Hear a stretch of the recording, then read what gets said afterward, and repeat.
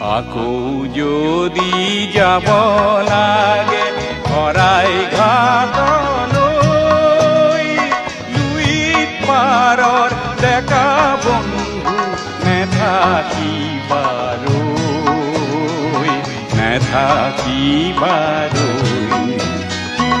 আকৌ যদি যাব লাগে শৰাই ঘাটলৈ, লুইত পাৰৰ ডেকা বন্ধু নেথাকিবাৰৈ।